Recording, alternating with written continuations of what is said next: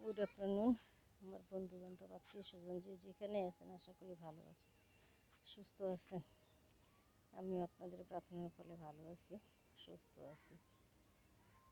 তো অত্যন্ত দুঃখের বিষয়, আমি যে গাছগুলো নিয়ে খুব গর্ববোধ করি, বিশেষ করে আমার এই মরিচ গাছ,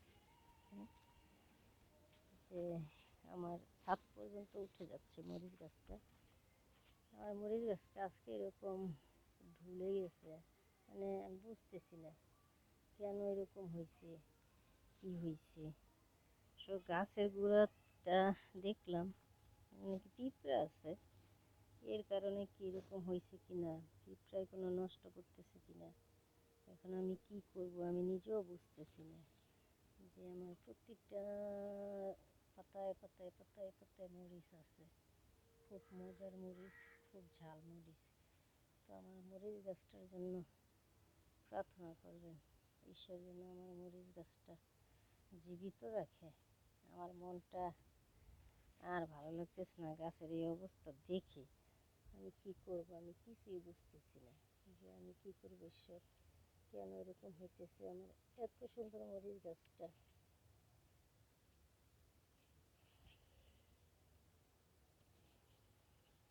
যদিও আমার আরো মরিচ গাছ আছে, অনেক মরিচ গাছ আছে, তারপরে এই গাছটা সবচেয়ে সুন্দর। আমার ঘরের একদম ছাদে উঠতেছিল মরিচ গাছটা। তো আপনারা সবাই আমার এই মরিচ গাছটার জন্য প্রার্থনা করবেন, ঈশ্বর যেন আমার এই মরিচ গাছটাকে বাঁচায় রাখে।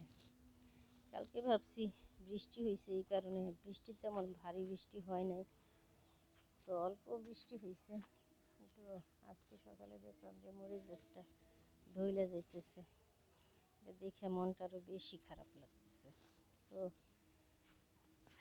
এখন আমি কি করতেছি আপনারা একটু দেখতে পারেন, যে আমার এই জায়গাটার মধ্যে ফাঁকা পড়ে আছে, আমি এই জায়গাটা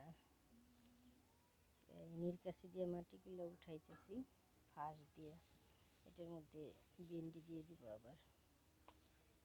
তো আমার এরিয়াটুকু যাই লাগাচ্ছি তাই হচ্ছে, কিন্তু অল্প কয়েকদিন থাকার পরে আবার এরকম নষ্ট হয়ে যায়, যার কারণে আমার মনটা আসলে অনেক খারাপ হয়ে যায়। যে আমি চেষ্টা করি যে আমার বাগানটা আমি মাথার ঘাম পায়ে ফেলাইয়া বাগানটার যত্ন করি ঠিকই, কিন্তু আমার সত্যি আমার মরিচ গাছটা কেন এরকম হইলো।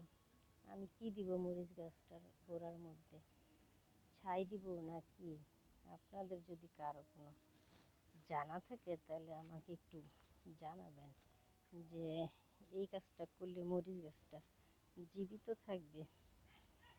তো সত্যি আমি অনেক কষ্ট পাইতেছি মরিচ গাছটার জন্য, যে আমার এত সুন্দর একটা মরিচ গাছ ঈশ্বর, তুমি এতদিন পর্যন্ত জীবিত রাখছো, এখন তুমি আবার এটাকে এরকম করে দিলা।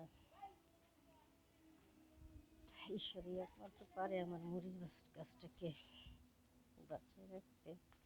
আরও আছে মরিচ গাছ, অনেক মরিচ গাছই আছে, কিন্তু সবচেয়ে বেশি কষ্ট পাইতেছি এই মরিচ গাছটার জন্য। ঈশ্বর, তুমি আমার মরিচ গাছটাকে বাঁচায় রাখো। ধন্যবাদ সবাইকে।